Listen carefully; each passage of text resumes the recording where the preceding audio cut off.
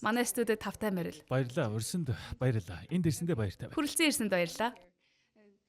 Элиси секунд тутамд сая бөөмийн мөргөлдөөнийг үүсгэдэг шүү дээ. Тэгвэл триггер систем буюу дохио шүүх системийн мэрэгжилтний хувьд та аль үзэгдлийг нь хадгалах, мөн алийг нь өнгөрөөж болох вэ гэдгийг хэрхэн шийддэг вэ? Тийм ээ, энэ бол бөмбөгийн физикийн бүх туршилтад тулгардаг нийтлэг асуудал. Бид ихэвчлэн маш их хэмжээний өгөгдөл үүсгэдэг. Тэр бүхнийг бүгдийг хадгалах боломжгүй. Тиймээс л дохио шүүх систем хэрэг болдог. Ихэвчлэн бид юуг шүүх вэ гэдг нь бид ямар физикийг сонирхож байгаагаас хамаардаг. LHCb дээр бид ихэвчлэн маш хурдан хөдөлж буй бөөмсийг үүсгэдэг. Эдгээр бөөм нь гэрлийн хурдны ойролцоогоор 95% хурдтай хөдөлдөг. Өөрөөр хэлбэл 1 секундэд ойролцоогоор 300 сая км хурдтай хөдөлгөө гэсэн үг. Тэд ихэвчлэн детектор дотор бидний илрүүлж болгож маш жижиг зайд улмууд үлдээдэг. Бид ерөнхийдөө тийм дохионуудыг шүүдэг. Тэгээд тэр нь бидний сонирхож буй физикийн үзэгдэл болдог доо. Харин үлдсэн үзэгдлүүдийн ихэнх нь тийм сонирхолтой мэдээлэл агуулдаг. Тиймээс бид тэдгэрийг ихэвчлэн орхидог.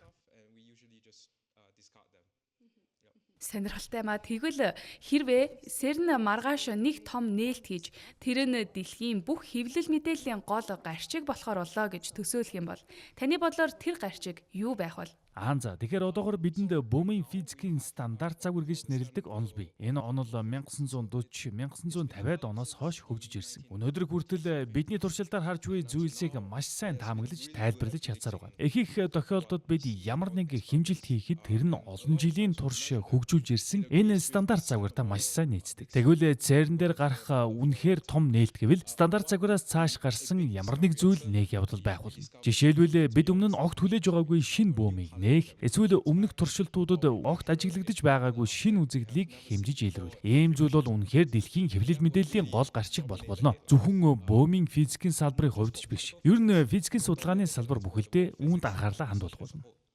Гайхалтай. Тэгвэл өнөөдөр хүмүүсийн өдөр тутам хэрэглэдэгч үнэндээ бөөмбөгийн физикийн судалгаанаас үүсэлтэй гэдгийг ихэнх хүний мэддэггүй ямар технологи байгаа вэ?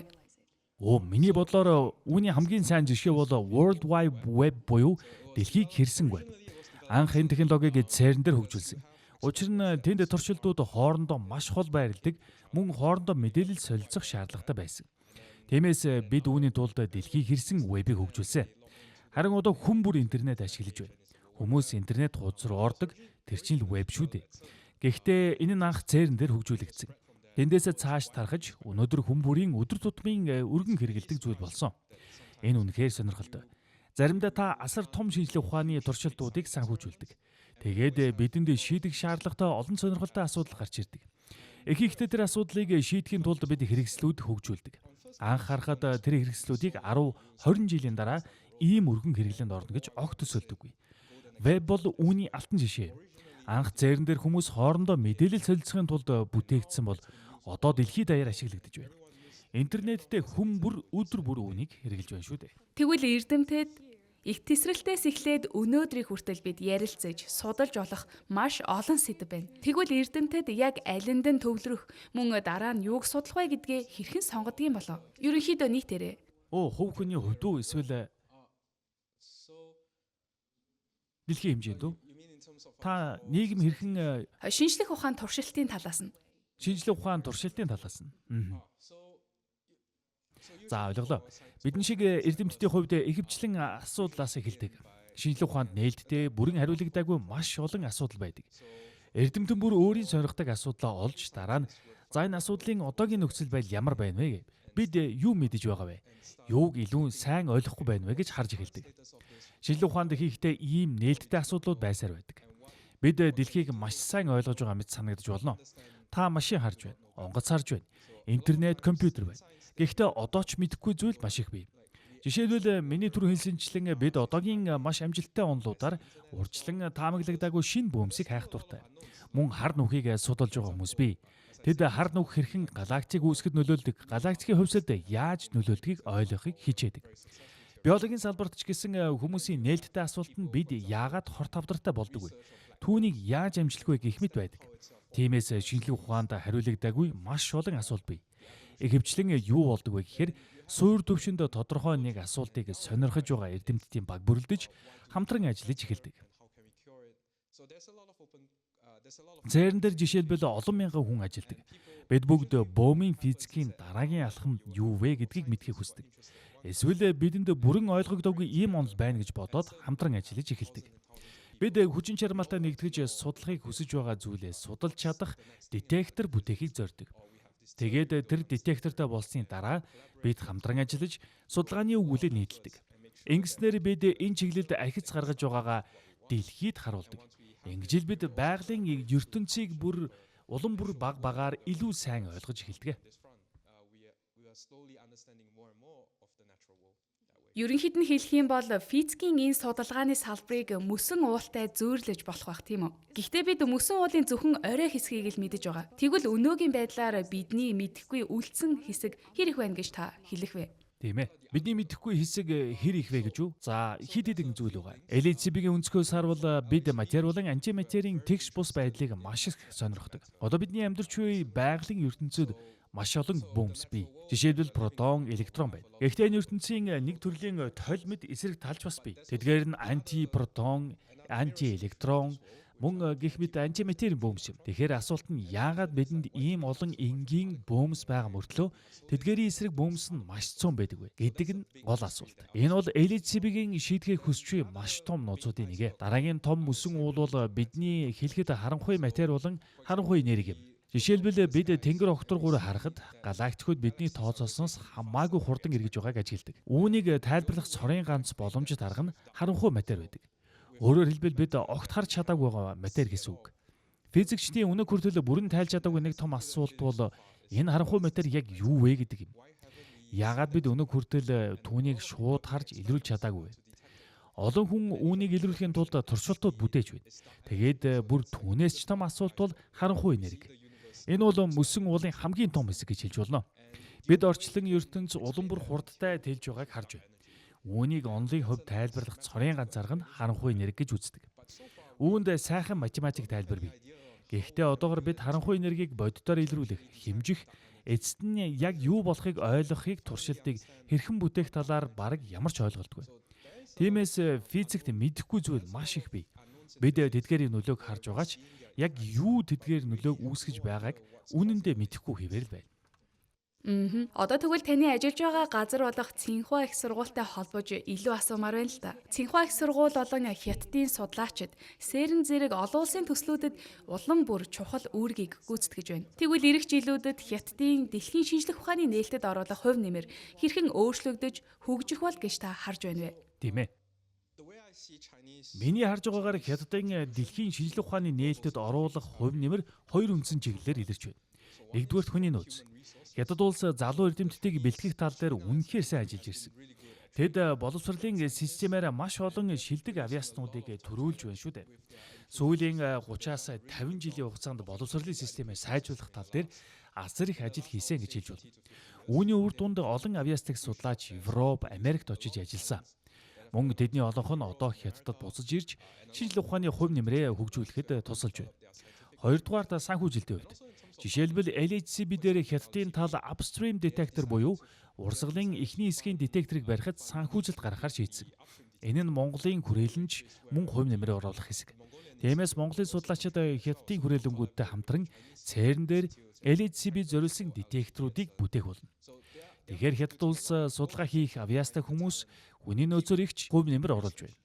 Мөн засгийн газар нь туршилт байгуулах, баг хуралд оролцох, оюутан, постдоктор, судлаачдыг ажилуулахад шаардлагатай санхүүжилтийг олгож, эрдэмтдэд дэмжиж байна. Тиймээс Хятад улс хүний нөөц болон санхүүгийн нөөцийн хувьд шинжлэх ухаанд маш их хувь нэмэр оруулж байна. Одоо таны бага насны талаар илүү гүнзгийрүүлж жахан асуумаар байна. Таныг бага насндаа эрдэмтэн болох хүсэл эрмэлзэлтэй болоход юу нөлөөсөн байдаг вэ? Мөн цаашдаа дараагийн үеийн залуусыг хэрхэн урамшуулж дэлхийн шинжлэх ухаанд татаж чадах вэ? За. Үнийг хэлэхэд намайг физик рүү татсан зүйл бол шинжлэх ухааныг энгийнээр тайлбарласан шинжлэх ухааны номууд байсан. Дөрөв хэлсэнчлэн орчлон ертөнцийн талаар бидний мэдэхгүй зүйл маш их байдаг. Бид зарим зүйлийн нөлөөг харж байдаг ч яагаад юмс тэгвэл яг ийм байдлаар өрнөж байгааг үнэндээ сайн ойлгодгүй. Тийм номуудыг уншихад тэд бид үүнийг мэдэж байна. Харин үүнийг мэдэхгүй байна гэж маш ойлгомжтойгоор харуулсан байдаг. Тэр номыг уншаад би за энэ бүх зүйл үнэхээр сонирхолтой юм байна. Би энэ дэлхий дээр яг юу болж байгааг ойлгомоор байна гэж бодсон. Тиймээс би физикийн чиглэлээр сурахар шийдсэн. Учир нь би одоогийнхоосоо илүү сайн, илүү гүнзгий байдлаар дэлхийг ойлгохыг хүссэн л дээ. Залуу үеийнхний хувьд ялангуяа асуудал шийдэх, дэлхийг ойлгох сонирхолтой хүмүүсийн хувьд бид тэдэнд өнөөдөр дэлхий дээр ямар асуудлууд байна, бид одоогоор юуг ойлгож байна, харин юуг ойлгоогүй байна уу гэдгийг харуулах хэрэгтэй гэж боддог. Мөн бид одоо байгаа төвшөөс хэрхэн цаашлах вэ? Шинэ туршилтуудыг хэрхэн бүтээж, шинэ үзэгдлүүдийг илрүүлж, дэлхийн талаарх мэдлэгээ яаж нөхөж тэлэх вэ гэдгийг тэдэнд харуулах хэрэгтэй. Тиймээс бид бага насны хүүхдүүд, залуу оюутнуудад өнөөдөр шинжлэх ухаанд маш олон нээлттэй асуулт байгааг харуулах ёстой. Мөн эдгээр асуултууд хариулах хүмүүс бидэнд үнэхээр хэрэгтэй гэдгийг ойлгох хэрэгтэй. Ийм зүйлд сонирхолтой хүмүүс байглаасаа байдаг. Хэрвээ бид тэднийг зөв дэмжиж, зөв хөгжүүлж чадвал тэд шинжлэх ухаан руу өөрсдөө л аян татагдана. Учир нь сониуч хүмүүс үргэлж байдаг. Сониуч залуу оюутнууд үргэлж байдаг шүү дээ. Бидний хийх ёстой зүйл бол тэдний тэр сонирхлыг асааж өгөх. Ингэвэл тэд амьдралынхаа дараагийн шатанд өөрийн сониуч зангаа дагаж, шинжлэх ухаанаар замлаар амьдрах болно. Үүнд Монголд болж байгаа LSCB 2026 баг хуралч гэсэн хамаарах нэ. Цаашдаа олон залууст урам зориг өгөх байх. Үнэхээр таатай санагдж байна. Тэгвэл сүүлийн асуулт руугаа оръё. Таны бодлоор шинжлэх ухааны салбарын change maker буюу өөрчлөлт бүтээгч гэж хэн бэ? Сүүлийн 50 жил, 100 жилийн хүрээнд үү? Та өөрийн хүссэн ямар цаг үеэсээ хэлж болно? Хүссэн цаг үеэс үү? Хамгийн том өөрчлөлт бүтээгч гэж үү? Би физикч болохоор нилээд нэг тал руугаа хазаасан хариулт өгөх байх л да. Гэхдээ би үнэхээр Альберт Эйнштейнийг гэж хэлнэ. Учир нь Эйнштейний гарч ирсэн цаг үе өөрөө маш сонирхолтой үе байсан гэж боддог. Тэр үед хүмүүс өөрсдийн харж хэмжиж чаддаг физикийн олон үзэгдлийг тайлбарлахыг оролдож байсан. Мөн тухайн үед нэг том асуулт байсан. Тэд агаарт эсвэл өөр чиглэлд хөдөлж буй гэрлийн хурдыг хэмжихийг оролдож байсан. Ер нь та гэрэлдээ нэг чиглэлд хөдөлж байвал гэрэл арай удаан хөдөлж байгаа мэт харагдана гэж төсөөлдөг шүү дээ. Гэхдээ Эйнштейн гарч ирээд харьцангуй онлоо дэвшүүлсэн. Тэр онлоор бол та гэрлийг яаж ч ажигласан гэрэл үргэлж ижил хурдтай хөдлөн гэж үзсэн. Энэ нь тухайн үед хүмүүсийн хувьд асар том цочрол байсан. Учир нь хүмүүсээ дэлхийг классик физикийн өнцгөөс харж байсан. Байгалийн ертөнц ийм байдаг гэж тэд огт төсөөлөөгүй байсан. Тиймээс энэ бол физикийн ертөнцид маш том парадигмын өөрчлөлт болсон. Өнөөдөр хүмүүс би орчин үеийн физикийн судалгаа хийж байна гэж хэлдэг шүү дээ. Үнэн дээр орчин үеийн физик Эйнштейний үеэс эхэлсэн гэж хэлж болно. Мөн тэр үед маш олон ухаантай хүмүүс байсан. Нильс Бор байна. Вернер Хайзенберг байна. Тэд бүгд өнөөдөр бидний орчин үеийн физик гэж нэрлэдэг зүйлийн суурийг тавьсан.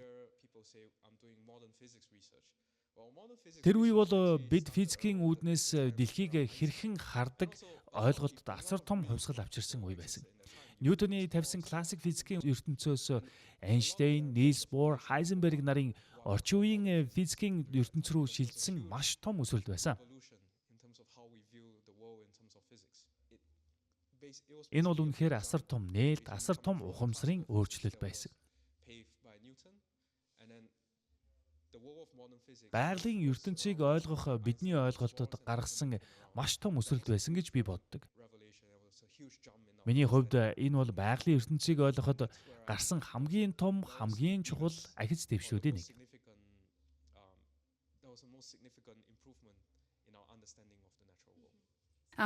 Олон үед маш их нөлөө үзүүлсэн зүйл. Энэ нөлөө цаашид ч үргэлжилнэ гэж найдаж байна. Энэхүү өнөөдөр манай CNBC студид хүрэлцэн ирж өөрийн гүнзгий мэдлэг, үнцэнтэй ойлголтоо хуваалцсанд баярлалаа. Өрсөнд маш их баярлалаа. Доктор Тов маш их баярлалаа.